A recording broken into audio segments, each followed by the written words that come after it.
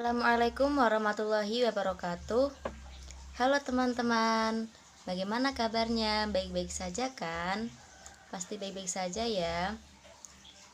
Sebelumnya, kami dari kelompok 5 ingin menyampaikan sedikit materi bahasa Arab kelas 10 semester 2 bab 5. Perkenalkan, nama saya Rifatun Nurul Hidayah, NIM 1803026046.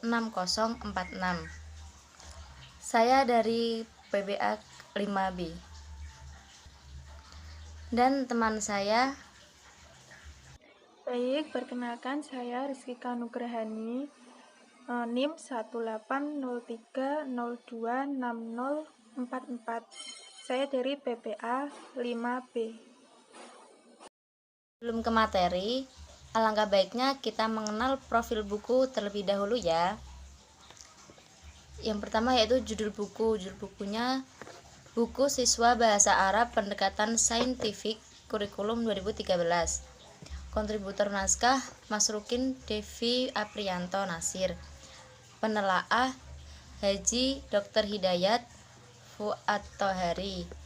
Penyedia penerbitan Direktorat Pendidikan Bahasa, Direktorat Jenderal Pendidikan Islam, Kementerian Agama Republik Indonesia. Kota terbit Jakarta. Penerbit Kementerian Agama Republik Indonesia.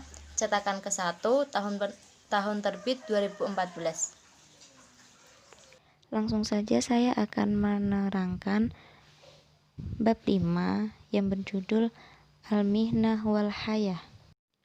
Oke, yang pertama kompetensi inti, bisa dilihat ya kompetensi intinya.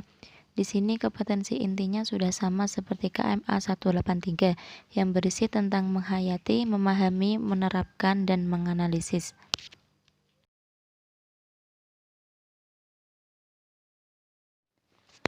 Oke, yang ketiga ada indikator pembelajaran. Yang pertama, menjelaskan teks yang didengar dengan tema tersebut. Indikator ini sering disebut istilah istimak ya. Yang kedua, menerapkan percakapan sesuai tema tersebut. Ini juga lebih sering disebut hiwar, percakap-cakapan.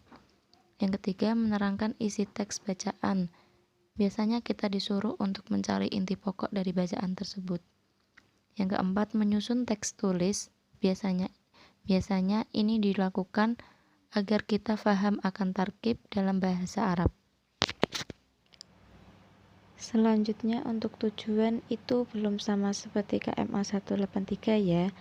Mengapa? Karena di situ dijelaskan tujuan secara menyeluruh, tidak per poin-poin.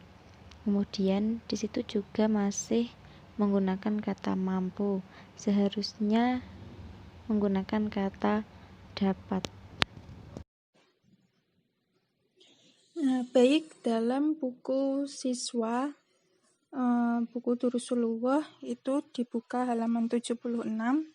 Nah, di situ terdapat bab mengenai al-mihnah wal hayah.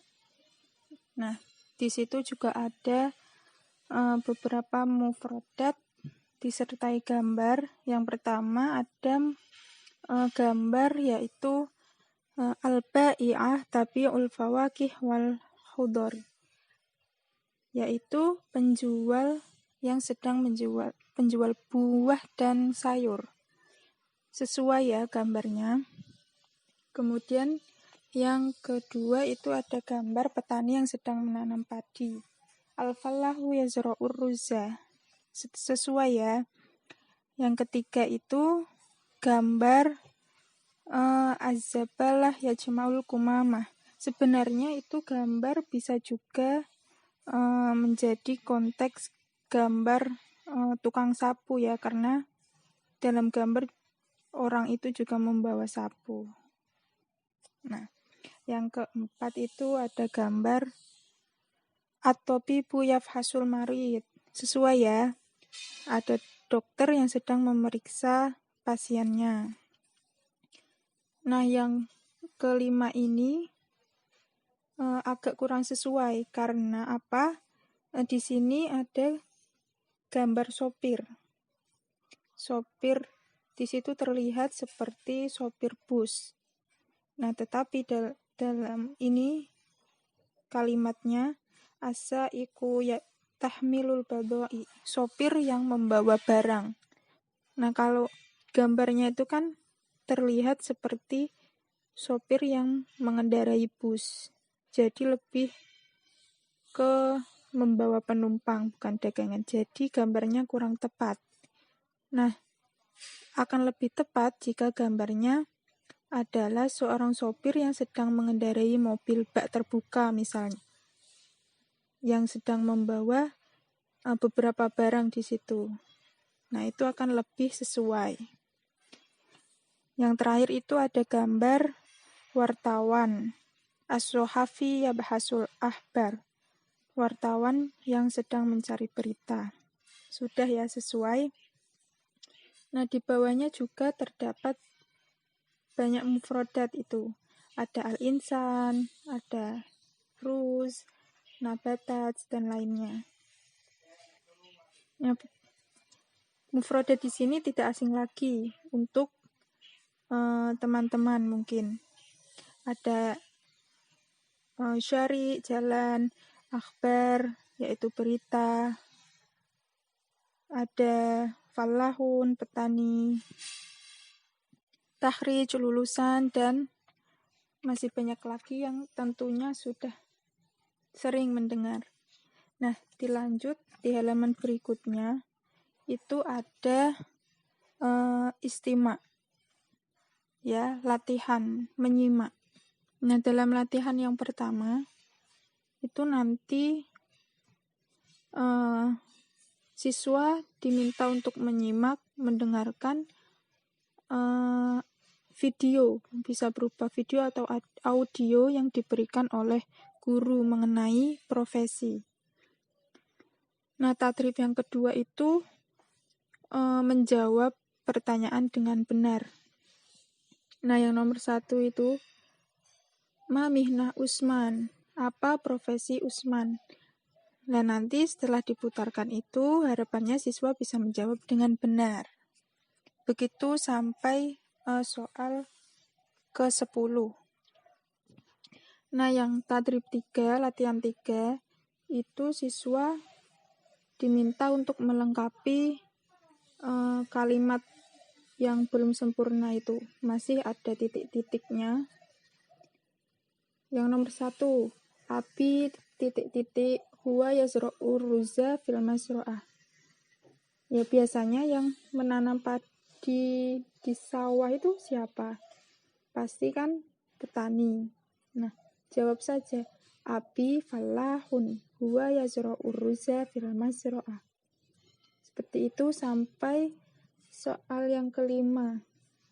Jadi siswa hanya perlu melengkapi titik-titik itu dengan tepat. Nah, yang di bawahnya itu ada istami ila qiraatil mudarris. Tsumma uktub ma sami'tahu fi kurasatika. Nah, itu disuruh mendengarkan bacaan dari guru, kemudian menulis apa yang didengarkan di dalam buku atau kertas.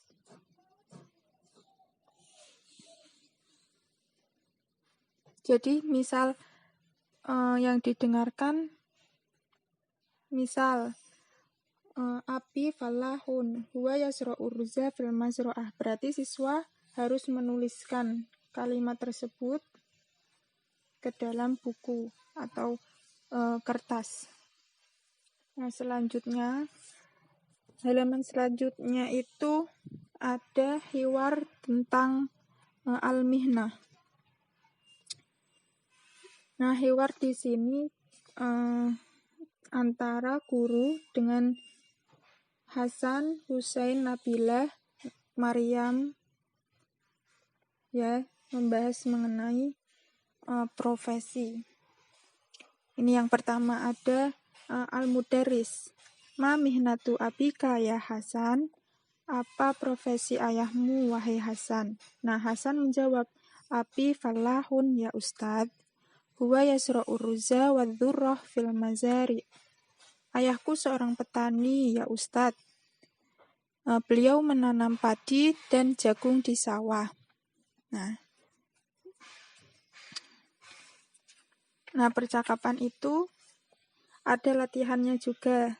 Nah, setelah nanti membaca itu hiwar, kemudian dilanjutkan ke tadrib alal hiwar. Nah, tadrib yang pertama itu menjawab pertanyaan dengan benar. Yang nomor 1, hal Abu Hasan Tobib?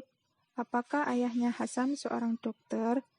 Nah, dalam hiwar tadi, setelah dibaca pasti tahu profesi ayahnya Hasan itu dokter atau bukan.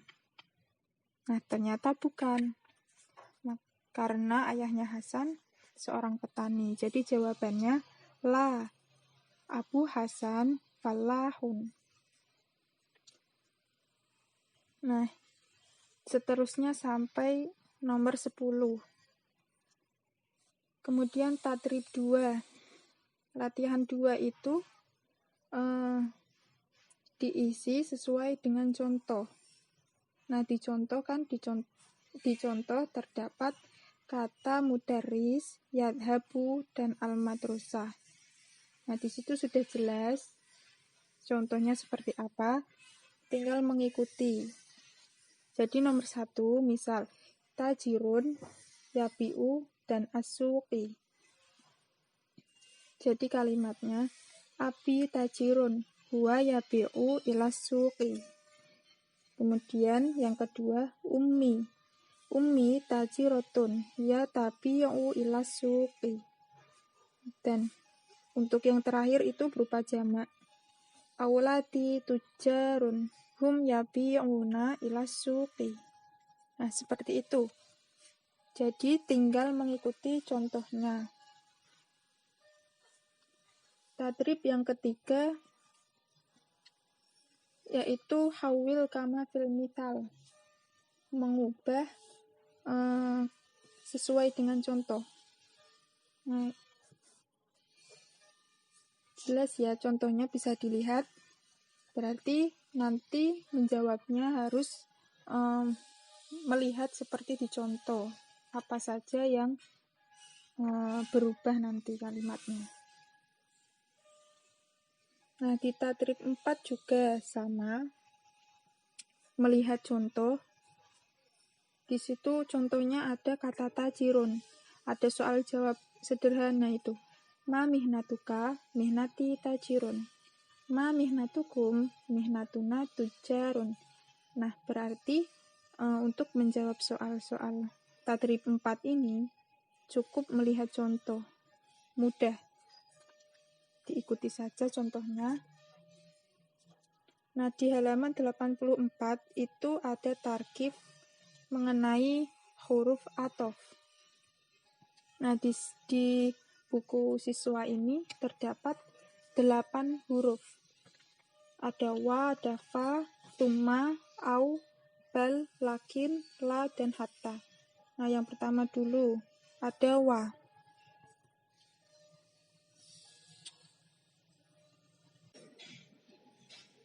Nah, untuk huruf wa ini, kata yang mengikuti harus sama dengan kata yang diikuti, baik dalam kedudukan maupun i'rabnya. Nah, di situ contohnya yajtami'ul mudarrisuna wa thalabah wa thalibah fil qa'ah. Jelas ya. Contohnya wa di sini harus memiliki kedudukan yang sama antara kata yang mengikuti dengan kata yang diikuti. Kemudian fa. Fa ini memiliki fungsi untuk menunjukkan pekerjaan yang dilakukan pada saat itu juga.